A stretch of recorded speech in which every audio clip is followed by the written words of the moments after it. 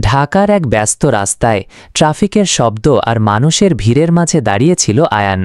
বয়স 23, দেখতে সুন্দর, শিক্ষিত, কিন্তু জীবনের এক গোপন দিক তাকে প্রতিদিন গ্রাস করছিল: হারাম সম্পর্ক। বিশ্ববিদ্যালয়ে পড়ার সময় তার পরিচয় হয়েছিল মেহরিন নামের এক মেয়ের সাথে। শুরুতে শুধু বন্ধুত্ব, কিন্তু ধীরে ধীরে সেই সম্পর্ক হারাম সীমায় পৌঁছে যায়। প্রথম দিকে তারা নিজেদেরকে বোঝাতো, আমরা তো শুধু কথা বলি, এটা তো হারাম নয়। কিন্তু রাসূলুল্লাহ সাল্লাল্লাহু আলাইহি ওয়াসাল্লাম বলেছেন, পুরুষ ও নারী একা হলে তৃতীয়জন হবে শয়তান। তিরমিজি। আয়ান এই হাদিস জানত, কিন্তু তার অন্তর তখন দুনিয়ার মায়ায় অন্ধ।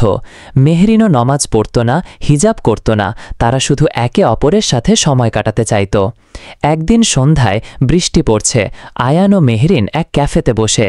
জানালার পাশে বসে মেহরিন হালকা হাসি দিয়ে বলল, আয়ান, তুমি কি জানো, আমি মনে করি আমাদের সম্পর্ক অনেক সুন্দর। আয়ান তার দিকে তাকিয়ে বলল, হ্যাঁ, কিন্তু মাঝে মাঝে মনে হয় আমরা হয়তো ভুল পথে আছি। মেহরিন ভ্রু কুঁচকে বলল, ভুল পথ? তুমি কি পাগল? ভালোবাসা কি কখনো ভুল হতে পারে? কথাটা শুনে আয়ানের বুক কেঁপে উঠল। ভালোবাসা কি সত্যিই ভুল হতে পারে? হাদিসের কথা মনে পড়ল, যা তোমাকে সন্দেহে ফেলে তা ছেড়ে দাও। তিরমিজি।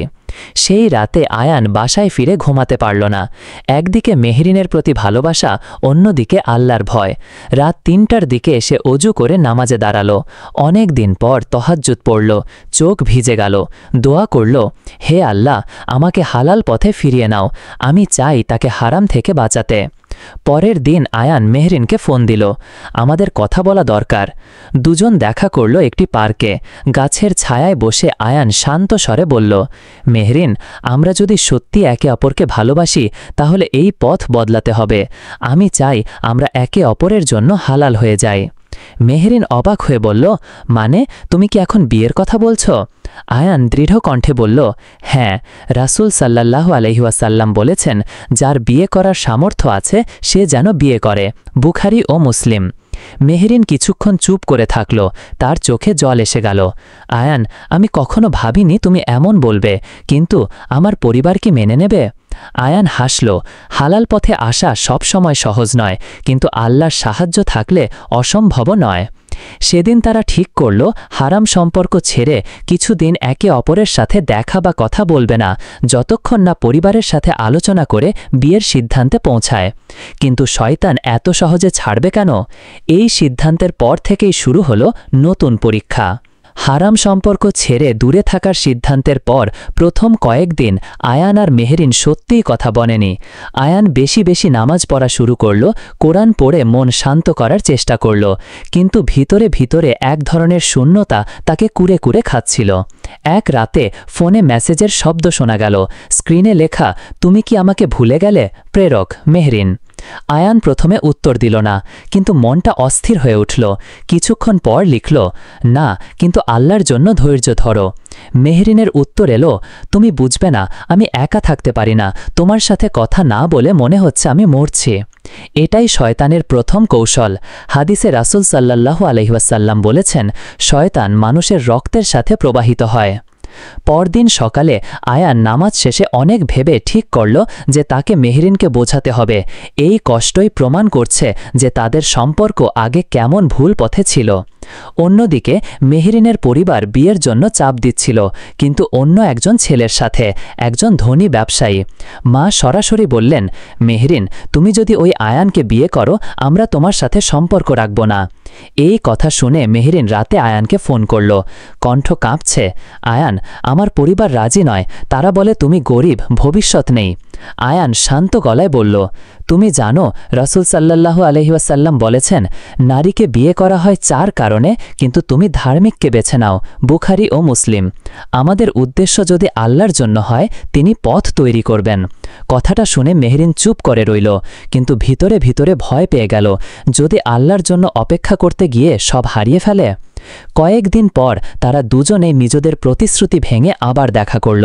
এটা ছিল শয়তানের দ্বিতীয় ফাঁদ, শুধু একবার দেখা করো, কিছু হবে না। বিকেলের নরম আলোয় পার্কের বেঞ্চে বসে তারা কিছুক্ষণ নীরবে একে অপরের দিকে তাকিয়ে রইল। মেহরিন ফিসফিস করে বলল, আয়ান, আমি তোমাকে ছাড়া থাকতে পারবো না। আয়ানও চোখে জল এনে বলল, আমিও না, কিন্তু যদি আল্লাহ রেগে যান। তারা বুঝতে পারছিল ভালোবাসা যত গভীর ততই হারাম থেকে দূরে থাকা তত কঠিন। এরপর ঘটল সবচেয়ে বড় পরীক্ষা। আয়ানের বাবা হঠাৎ অসুস্থ হয়ে পড়লেন, চাকরি হারালেন, বাড়িতে টাকার সংকট। মেহরিনের পরিবার এই সুযোগে আবার চাপ দিল, এই ছেলেটার কাছে কিছু নেই, ভবিষ্যতে তোমাকে কি দেবে? আয়ান দোয়া করল, চোখ ভিজে গেল, কিন্তু আল্লাহর ওপর ভরসা ছাড়ল না। হে আল্লাহ, আমাদের হালাল পথে আনুন, না হলে এই ভালোবাসা আমার অন্তর থেকে সরিয়ে দিন। এভাবেই তাদের সম্পর্ক দাঁড়ালো এক মোড়ে, যেখানে হয়তো বিচ্ছেদ, হয়তো হালাল মিলন। শীতের এক ভোরে আয়ান ফজরের নামাজ শেষ করে বসেছিল মসজিদের কোণে। বাইরে হালকা কুয়াশা, ভিতরে তার অন্তর ভরা দোয়ায়। কিছুদিন ধরে সে প্রতিদিন আল্লাহর কাছে একই দোয়া করছিল, হে আল্লাহ, আমাদের এই ভালোবাসাকে হালাল করে দিন, নইলে অন্তর থেকে মুছে দিন। সেদিন ইমাম সাহেব নামাজ শেষে বললেন, যে আল্লাহর জন্য কিছু ত্যাগ করে আল্লাহ তাকে তার চেয়ে উত্তম কিছু দেন। আহমাদ। কথাটা আয়ানের অন্তরে গেঁথে গেল। অন্যদিকে মেহরিনও অনেক দিন ধরে ভাবছিল, পরিবারের চাপে, শয়তানের ফাঁদে আর অন্তরের দ্বন্দ্বে সে ক্লান্ত হয়ে পড়েছিল। এক রাতে সে কোরআন খুলে পড়ল, যে আল্লাহকে ভয় করে আল্লাহ তার জন্য বেরিয়ে আসার পথ করে দেন। সূরা আত-তালাক 2। চোখ ভিজে গেল। সে ফোন তুলে আয়ানকে কল করল, আমরা আর হারাম পথে চলতে পারবো না, তুমি রাজি হলে আমি পরিবারকে বোঝানোর চেষ্টা করব, কিন্তু আমরা একে অপরকে না দেখে শুধু দোয়া করব। আয়ান গভীর শ্বাস নিল, এটাই সঠিক পথ, আল্লাহ আমাদের জন্য যা ঠিক করবেন আমরা সেটাই মেনে নেব। পরের কয়েক মাস তারা সত্যি একে অপরকে দেখেনি, শুধু নামাজে, দোয়ায়, তাহাজ্জুদের রাতে তারা আল্লাহর কাছে মিলনের জন্য প্রার্থনা করেছে। মেহরিন তার পরিবারের সাথে ধীরে ধীরে কথা বলল। শুরুতে সবাই রেগে গেল, কিন্তু সময়ের সাথে তার মায়ের মন নরম হল। একদিন মেহরিনের মা আয়ানের সাথে দেখা করলেন। তিনি দেখলেন ছেলেটা সত্যি বিনয়ী, ধার্মিক আর দায়িত্বশীল। অবশেষে এক শুক্রবার দুপুরে খুতবার পর মসজিদের ইমাম তাদের নিকাহ পড়ালেন। আয়ানের চোখ ভরা জল, মেহরিনের হাত কাঁপছে, কিন্তু মনে এক অদ্ভুত শান্তি। নিকাহের পর আয়ান মেহরিনের দিকে তাকিয়ে হাসল, দেখো, আল্লাহর পথে আসা কঠিন ছিল, কিন্তু আজ প্রমাণ হলো আল্লাহর জন্য কিছু ত্যাগ করলে আল্লাহ তার চেয়ে উত্তম কিছু দেন। মেহরিন আস্তে বলল, এবার থেকে আমরা শুধু একে অপরের জন্য নয়, আল্লাহর জন্য বাঁচব। তিরমিজি। গল্পের শিক্ষা হাদিস অনুযায়ী: 1. হারাম সম্পর্ক থেকে দূরে থাকা। পুরুষ ও নারী একা হলে তৃতীয়জন হবে শয়তান। তিরমিজি। 2. ধার্মিক সঙ্গী বেছে নেওয়া। নারীকে বিয়ে করা হয় 4 কারণে, কিন্তু তুমি ধার্মিককে বেছে নাও। বুখারী ও মুসলিম। 3. আল্লাহর জন্য ত্যাগ করলে উত্তম প্রতিদান পাওয়া।